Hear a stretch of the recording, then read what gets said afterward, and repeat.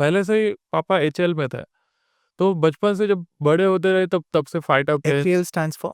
HAL stands for Hindustan Aeronautics Limited, जो India की government PSU है, जो फाइटर प्लेन्स, हेलीकॉप्टर्स वगैरह बनाती है, मेनली फाइटर प्लेन्स बनाती है, सुखोई, मिग वगैरह।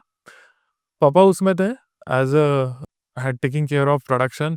सो बचपन से सुना था मिग, सुखोई, विंग का प्रोडक्शन, ये अब मिग 21 का प्रोडक्शन हुआ है, वो स्केल पे है, Su-30 का प्रोडक्शन चल रहा है, फिर अभी वो गया तेजस के ऊपर काम चल रहा है। सो बचपन से ही प्लस एचएल के वो कैलेंडर्स आते थे, एवरी ईयर कैलेंडर, जिसमें हर एक महीने में एक उनके हेलीकॉप्टर और फाइटर प्लेन का फोटो उस पर रहता था। सो वो बचपन से वो बहुत सर पे वैसे दिमाग में सबकॉन्शियसली वो घुमा था कि this is something of very very interest to me. And जैसे आईआईटी क्रैक हुआ तो वो बहुत ऑब्वियस था कि आईआईटी बॉम्बे में एरोस्पेस करना है। पहले से सोच के गए थे कि यही करना है? तो वो डेफिनेटली बहुत ऑब्वियस हो गया, क्योंकि रैंक भी मिला, प्लस पहले से सपना था, सबकॉन्शियसली शायद पता था, वो डेलिबरेट नहीं था लेकिन सबकॉन्शियसली कहीं ना कहीं तो पता था। प्रॉब्लम हायर फोर्सेस को वो पता होगा। फिर जब टाइम सही आया तो दिमाग में घुसा, और जैसे एडमिशन मिला एरोस्पेस में आईआईटी बॉम्बे में, उस टाइम पे मैं सर्च कर रहा था। उस टाइम पे कंप्यूटर खुद के घर पे तो थे ही नहीं, तो किसी और के घर पे आके कंप्यूटर सर्च कर रहे थे। साइबर कैफेस होते थे उस जमाने में? यस, ऑफिस से साइबर कैफेज में जाके 2008-9 की बात कर रहा हूँ मैं। तो वहाँ जाके एरोस्पेस डिपार्टमेंट का वेबसाइट में सर्च कर रहा था, और उस वेबसाइट पे मैंने देखा कि कुछ आईआईटी बॉम्बे स्टूडेंट सैटेलाइट नाम की किसी चीज़ चल रही थी।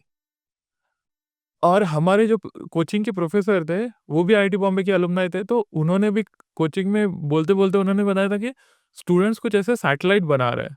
ये 2008-9 की बात है।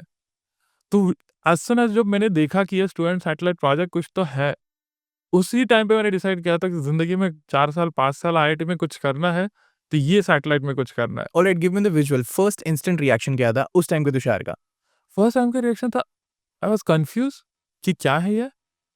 आई वाज़ नॉट एक्सपेक्टिंग कि सैटेलाइट भी स्टूडेंट बना सकते हैं, बट एट द मोमेंट कि आहा मोमेंट कि अरे ये तो बहुत सही है, करना है तो कुछ ऐसा करते हैं।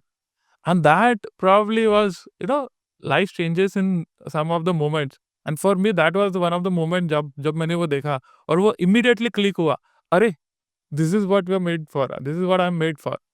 And then that become my mission. As soon as I got into the IIT, first day of IIT, I started asking कि भाई सैटेलाइट कोई तो बना है, मैंने पढ़ा है, कोई कर रहा है क्या?